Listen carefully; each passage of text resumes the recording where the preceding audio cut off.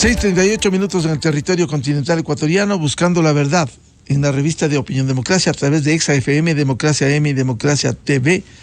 Queremos saludar a la concejal de Quito, Mónica Sandoval, para hablar precisamente de la situación que estamos viviendo en materia de transportación pública.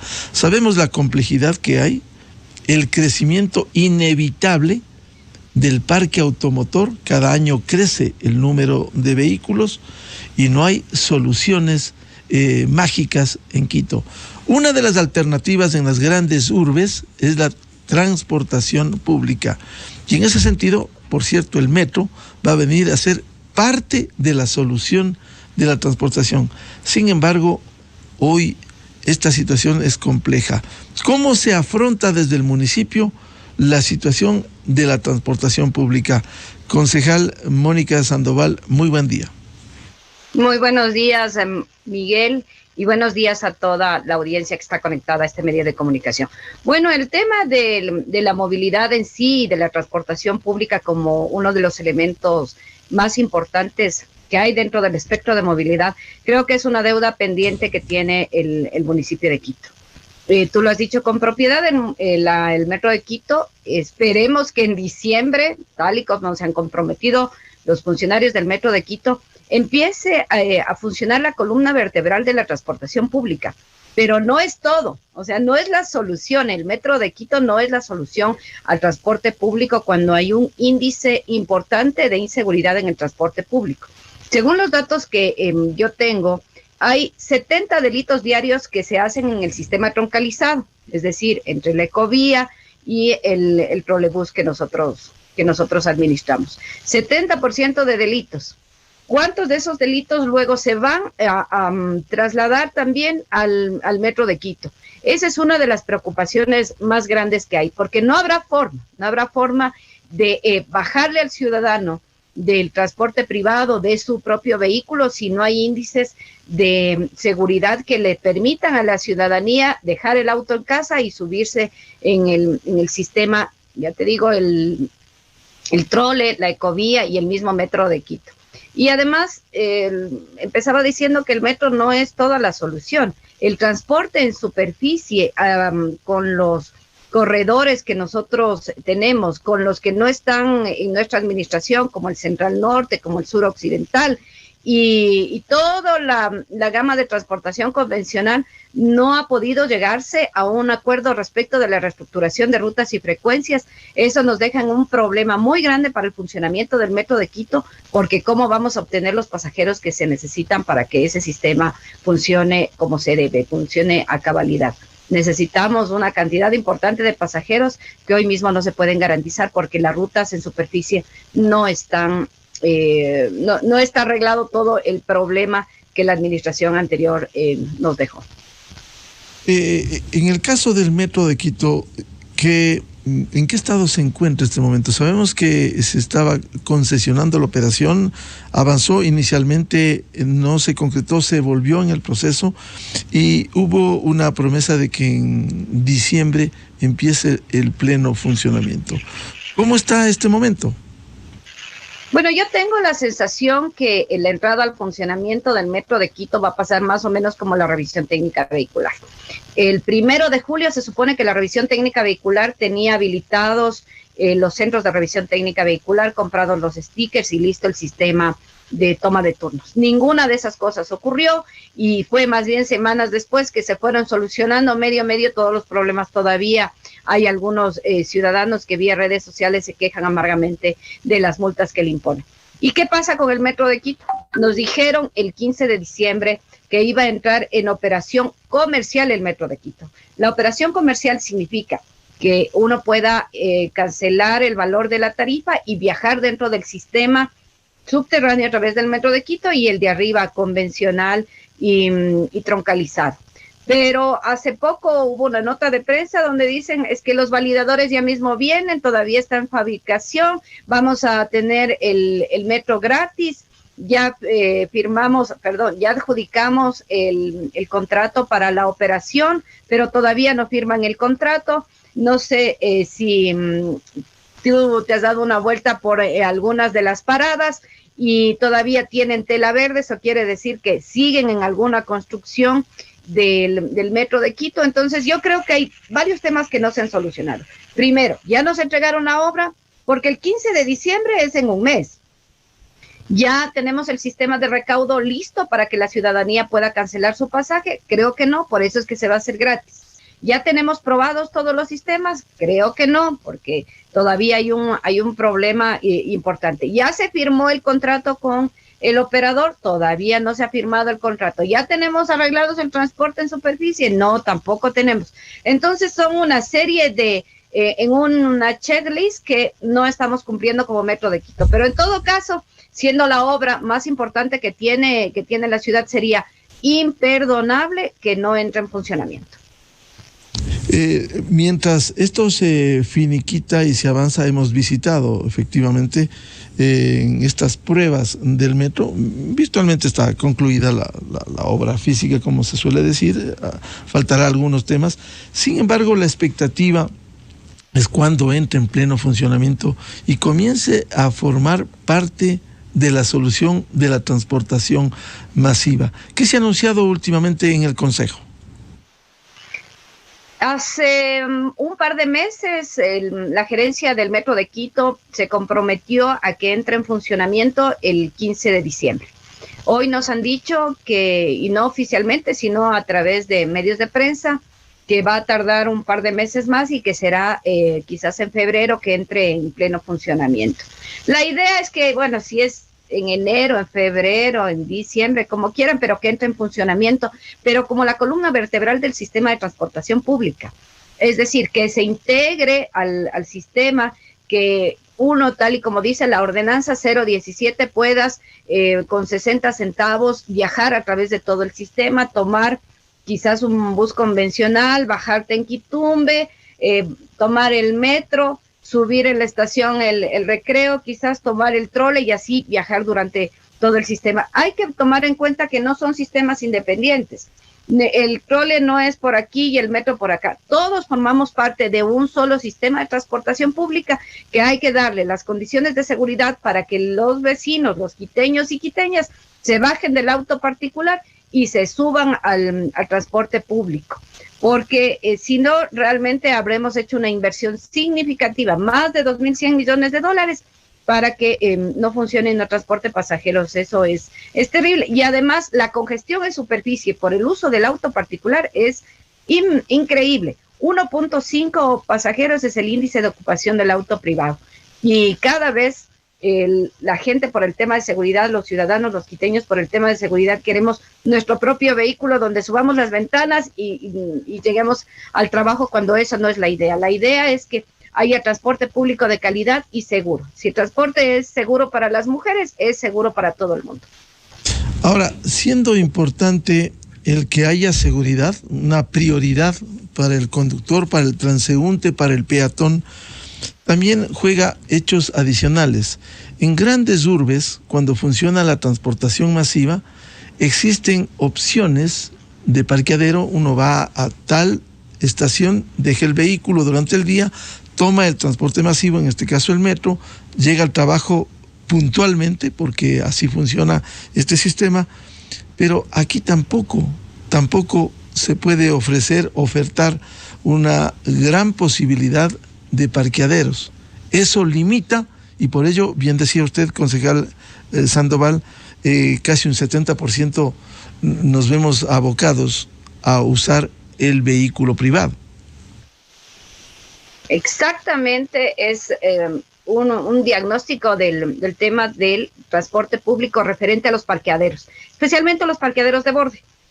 Si yo quiero, por el pico y placa, vengo del Valle de los Chillos y mi parqueadero de borde queda cerca de la autopista General Rumiñahui, donde no tengo la facilidad de cruzar para tomar el transporte público, donde no es una parada, debería ser el parqueadero de borde en el playón de la Marín o un poco más cerca, pero le ponen en el Parque Cuscungo, donde no hay nadie. Imagínate, el pico y placa empieza a las 6 de la mañana, por poner un ejemplo, a las 6 de la mañana. Yo quiero dejar mi vehículo, Jesús, o sea, los índices de de delincuencia y de inseguridad en un sitio donde no hay ni siquiera un paso peatonal.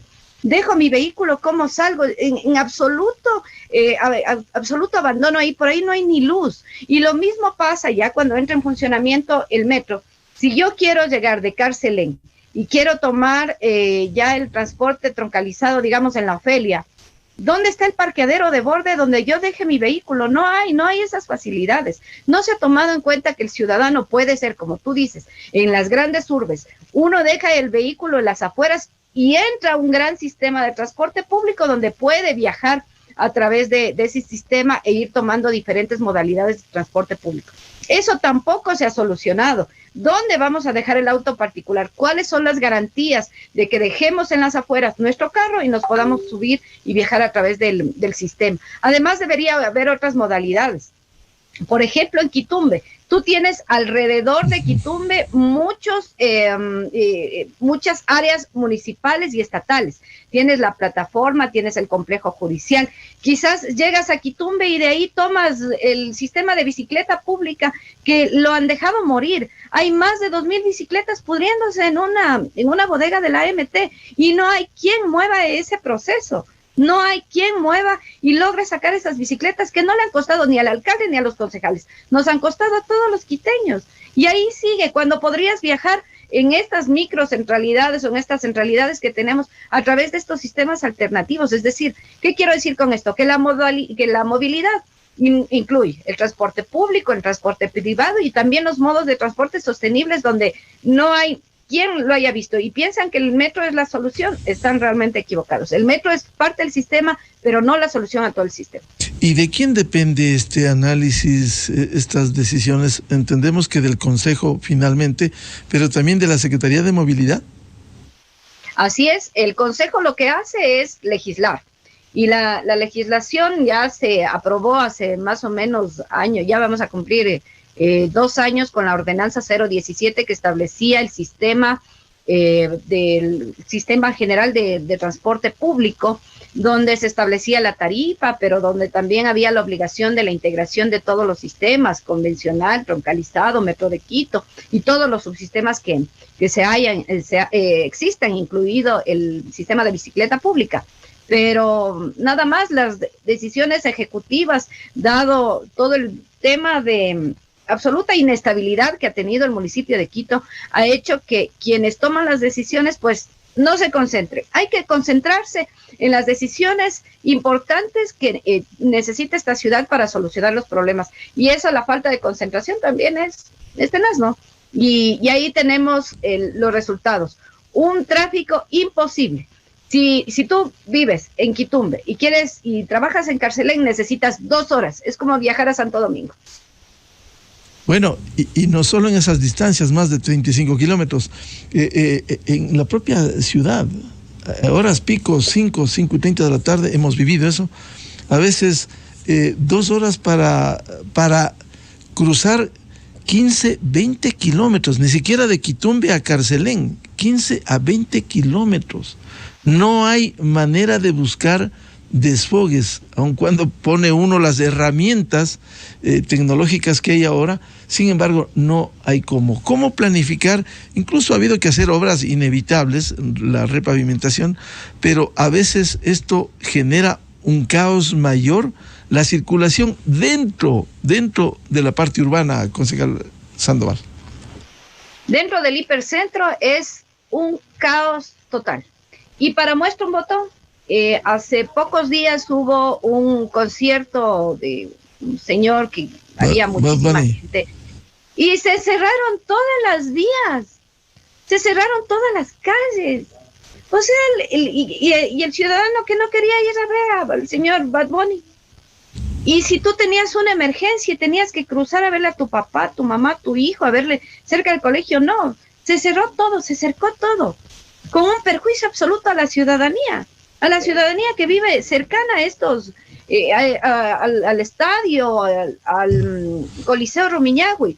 ¿Cuáles son los impactos en movilidad que estos espectáculos crean a la ciudadanía? O sea, impensable.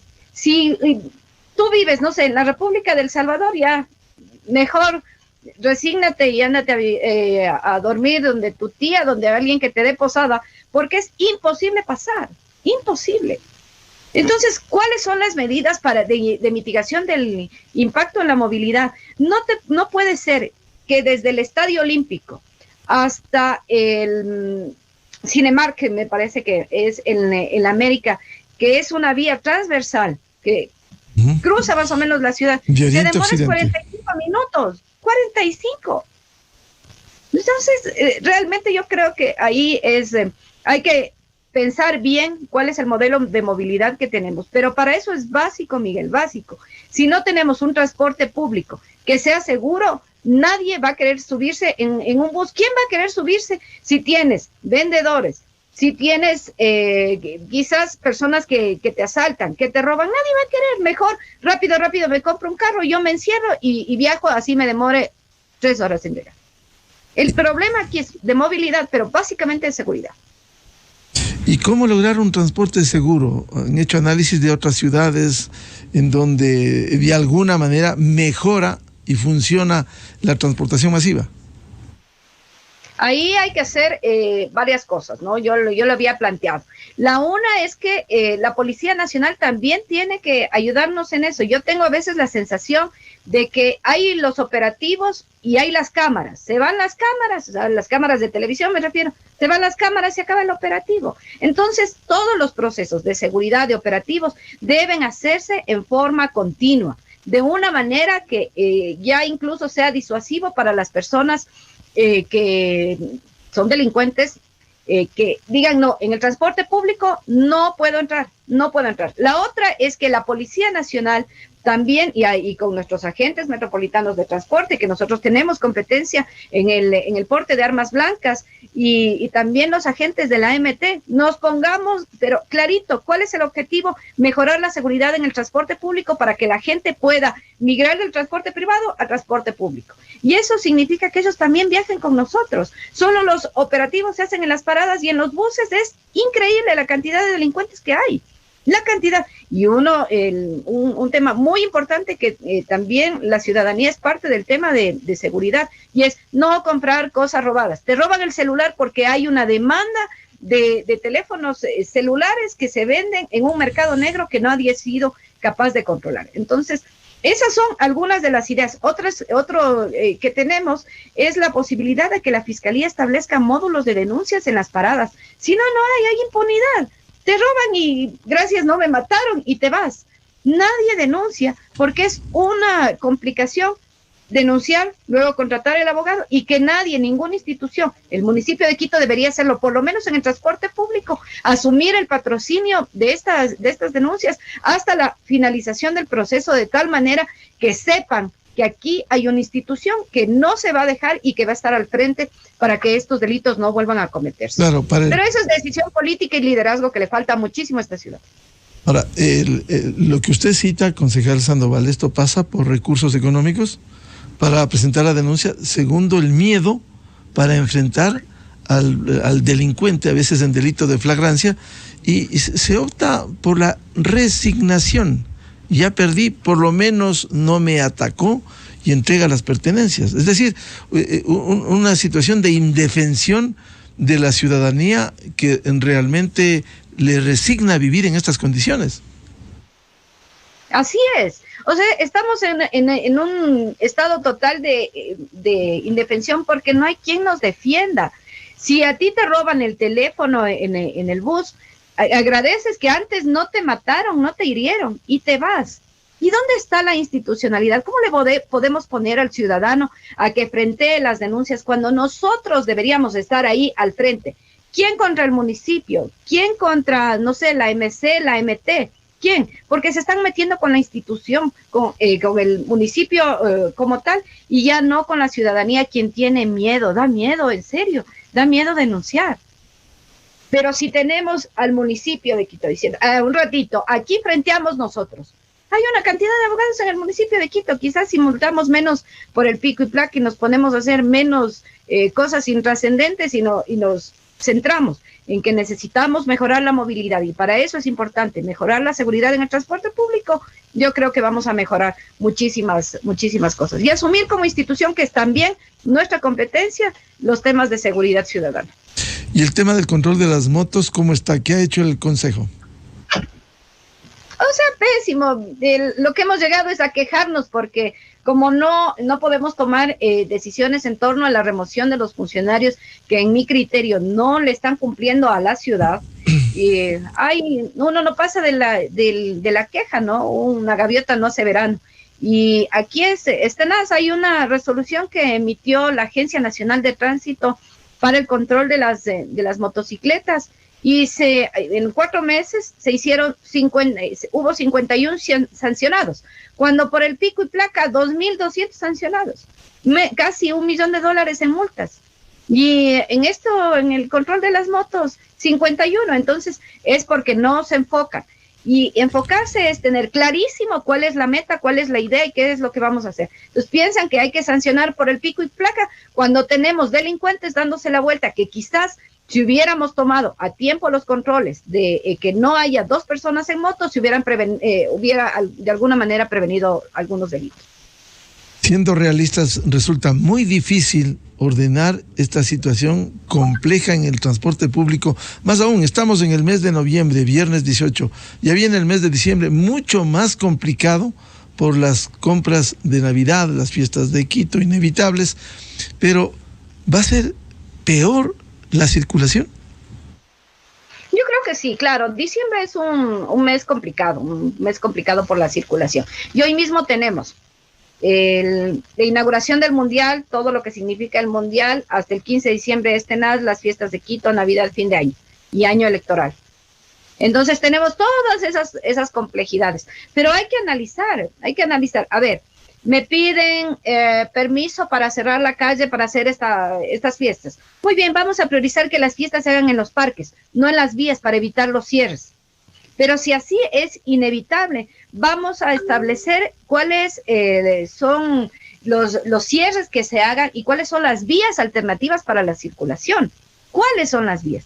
Si no hay ese plan, entonces es impensable. Diciembre es muy, muy, muy complicado. Y tomando en consideración, insisto, que son el cierre del año, no sé si la revisión técnica vehicular vaya a culminar, sino también va a ser un desastre con todos los rezagados, los multados, los que no pudieron hacer el proceso. Entonces, sí, hay que decirlo con todas sus letras y el municipio le queda debiendo a la ciudadanía en el tema de movilidad.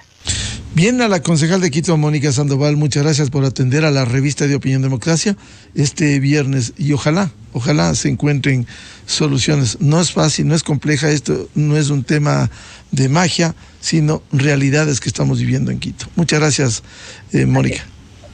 Muchas gracias, Miguel. Un abrazo para todos. Muy amable.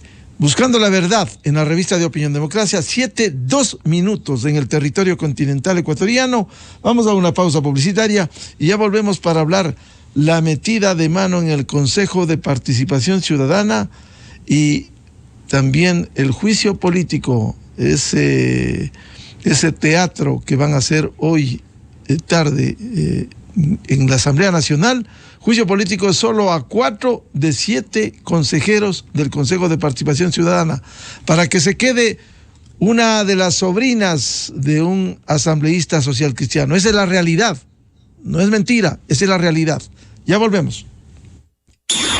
Miguel Rivadeneira en la revista de Opinión Democracia. Cálmate.